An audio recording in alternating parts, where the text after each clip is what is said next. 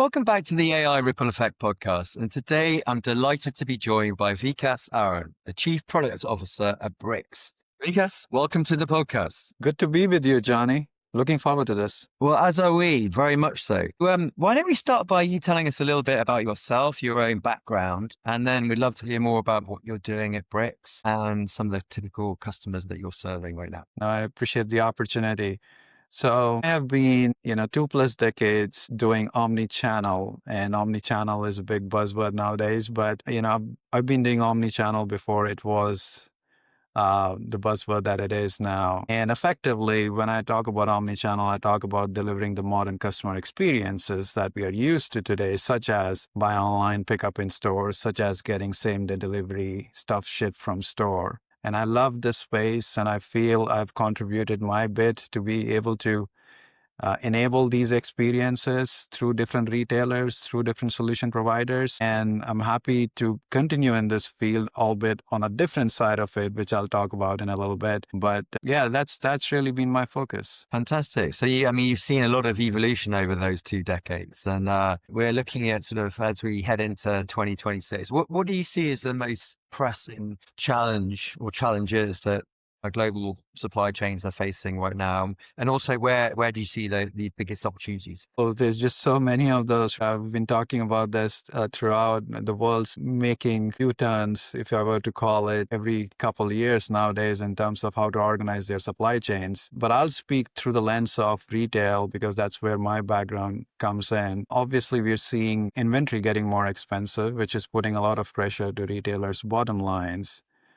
And in general, if you think about what has happened over the last 2 decades, especially over the last 10 years, every retailer, driven a lot through what Amazon was able to do, has been focused on delivering different customer experiences. They want their brand to be visible to the customer no matter where they shop. So many different channels. They'll sell through their own websites, through the different affiliates, through different wholesale players. They have their own retail storefront. They can actually go sell in other retail storefronts. They're trying to get where the customer is. And that has also manifested into different kinds of experiences, such as, like I mentioned, you can buy online and pick up in store. Nowadays, even 2 hours is considered a long time for you to wait to pick up in store. You can get your products delivered same day through ship from store. So many retailers are doing almost, some of them 60 to 70% of their products are getting shipped from store. And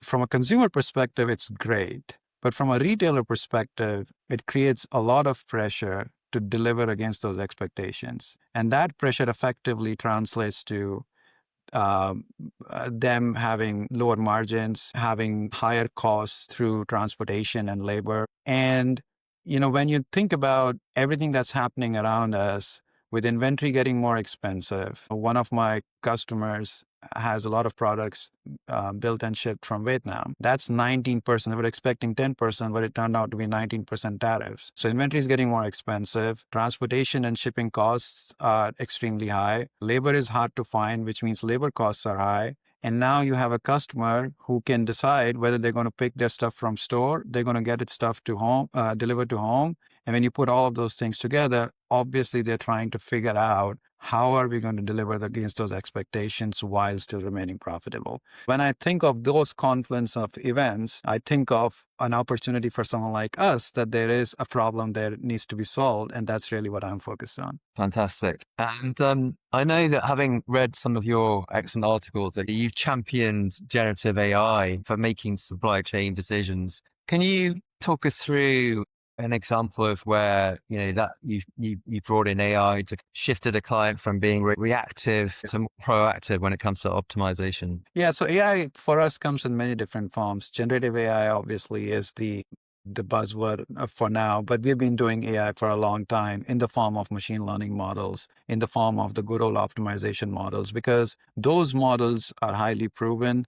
And for any business, especially retail, you want your answer to be very deterministic in nature. You want to make sure that they're giving you the same answers every time you feed that with the same data or problem statement. Now, recently we have started to do generative AI as well. And there are really 2 key areas where we think it adds value in the near future. I think the potential is way beyond our imaginations, but two key areas where it adds immediate value. One, what we call is effectively an executive assistant. So why do I have to limit myself to just the reports and the dashboards that have been pre-built through any application? Why can't I simple query in a natural language way to be able to get to the answers that I'm looking for? Why can't I use that to actually do some research? So effectively think of all of us in a professional setting, eventually in a personal setting, having an executive assistant that understands the area of work that we're focused on, has access to the data,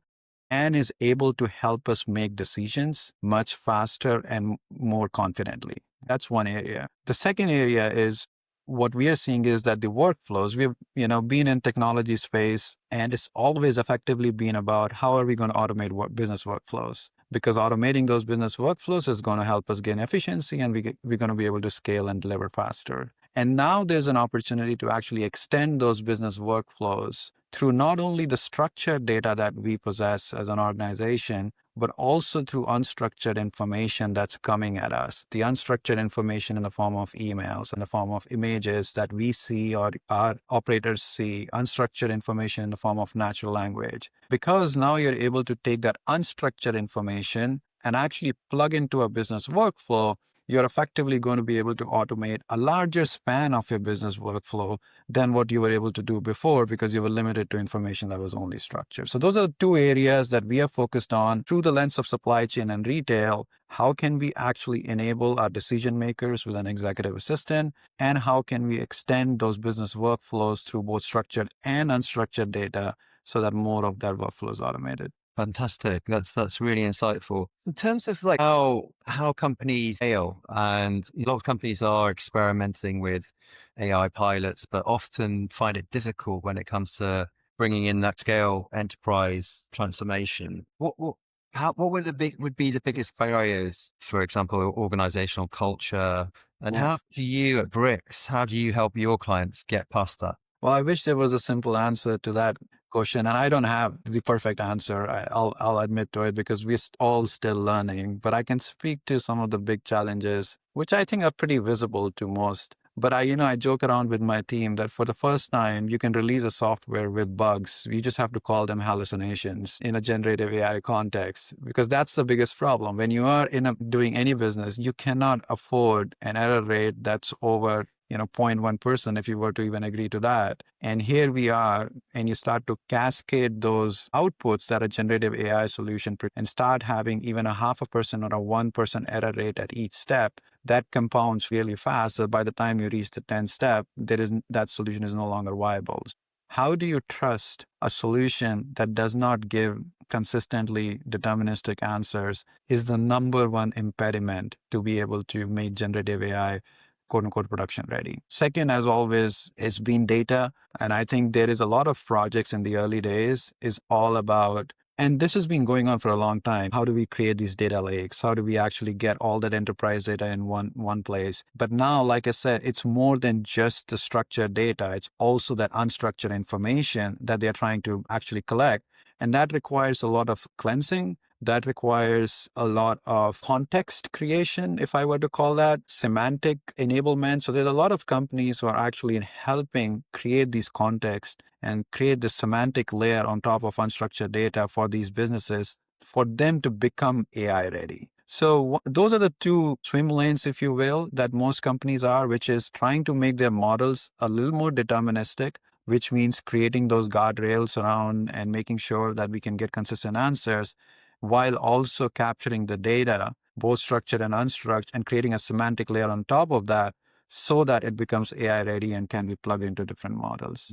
Fantastic. And I guess one of the other aspects that comes up quite a bit on the podcast with our guests is that interaction between the human side and sort of the AI automation piece. So as AI is increasingly taking over some of those repetitive tasks, demand forecasting or inventory allocation, for example, in your space, how do you help companies manage the transition, but at the same time keeping employees and your team and employees and customers feeling valued and supported, that human touch? Yeah, there is my personal point of views on some of these things. I'll speak to that. Obviously, every organization, like I said, is still trying to figure out what works best for them. I do not see in the near future that AI is effectively replacing humans. I think many commentators have talked about how it's about humans being able to leverage AI to become more productive and more efficient. So I think companies are setting goals to be able to say,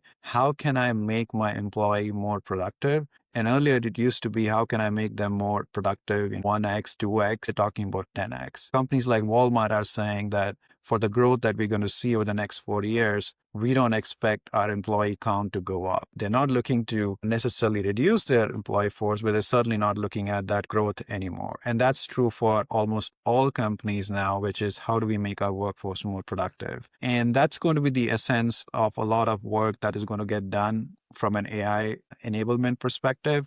And the second thing, which is, I guess, good and bad in the way you look at it, is they're asking employees to start not just contributing to the knowledge in the way they used to share before, but also effectively start to train these AI agents to be able to share what they're learning, what they're not learning, so that these agents can actually become more and smarter over time. So in the near future, I expect employees to become more productive as they train, as data becomes more accessible. I expect employees to help contribute to this agent force, if you were to call it. And then thirdly, make better decisions, like I said, because they now have access to this data and there is an executive assistant, quote unquote, that should help them make more and more better decisions than they were able to before. So I think that's a very sage advice there as well. But I know you at Bricks, you've been very instrumental in terms of that product line and technology, building that out from the ground up almost. And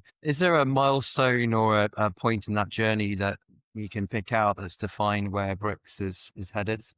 Well, let me just speak a little bit, if it's okay, to what we are working on. Maybe that'll help me answer of the milestone. Like I said, my 2 decades has been about building solutions that enable customer experiences. It used to be just the retail channel. You walk into the store, you walk out with the product. It used to be just the e-commerce channel. You buy online. There was one DC in the middle of the country that would ship products to you. Now it's an intersection of many different channels, many different delivery and fulfillment touch points. And that enablement is what I'm really proud of, that, one of the first players to actually provide solutions to make that happen. Having said that, the biggest problem is around supply chain planning. The biggest problem is around planning to meet these customer expectations, to what I call the convenience economy. We are all now addicted to this convenience economy, and that comes at a cost. The planning side of the equation is still behind. Last 10, 15 years, it was all about enablement. COVID really made that as the default way of doing business.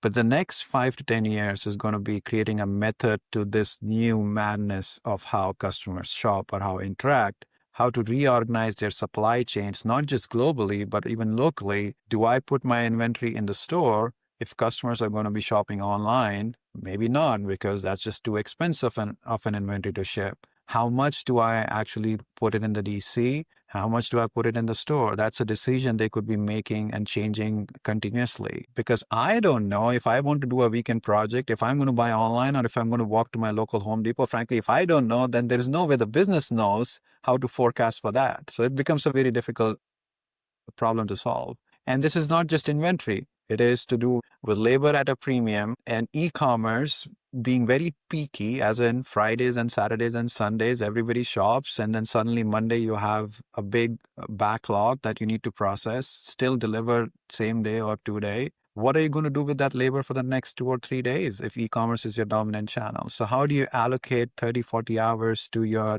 labor in the DC if their demand is so peaky and so volatile? Transportation, right? You want to have many different carriers that help you deliver. Local carriers, last mile carriers, couriers, the national carriers like UPS and FedEx. And each of those carriers and couriers, they want some commitment from you.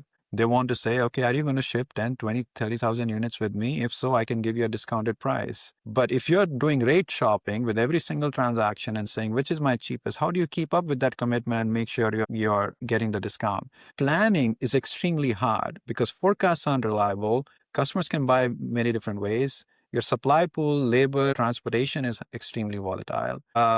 Back to your question, what we are seeing is effectively the retailers and brands wanting to understand what a good effective plan looks like. What am I trying to achieve? I'm trying to achieve an 80-90% sell-through in my store. I'm trying to achieve a 3-day delivery. I'm trying to achieve a $7, $8 per unit transportation cost. I'm trying to make sure that 80% of my inventory is protected for in-store customers.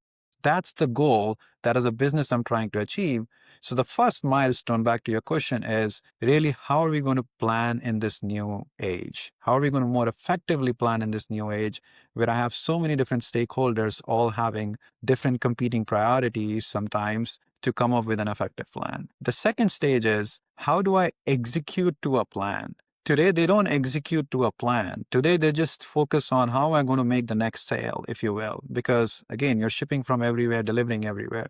So the next milestone is going to be how are we going to execute to a plan? And the third is how do I manage risk in that plan because things change all the time. Candidly, we are still at phase one, which is how am I going to create an effective plan? Level of phase two that has started, which is how do I execute to that plan, but it's not fully integrated and automated. But eventually, what we expect to see in the next couple, 3 years is this new era of supply chain planning focused on this omnichannel customer, wherein you're creating a plan, you're executing to a plan, and then you're managing risk and uncertainties around that plan on a continuous basis rather than set it in stone and then hope for the best kind of a strategy. Is that the basis behind I've read about the concept of fulfillment and operational planning. Is that the name that you've given that? It's almost defining a new category. Is that, would you say? We are having fun because it's great to, one thing we wanted to make sure, and that's just who I am personally as well. I want to build something new. And that's always been my mantra. And that's been the mantra of my founder as well. We all come from order management system backgrounds, warehouse management system backgrounds. We didn't want to build something that's already been built and established.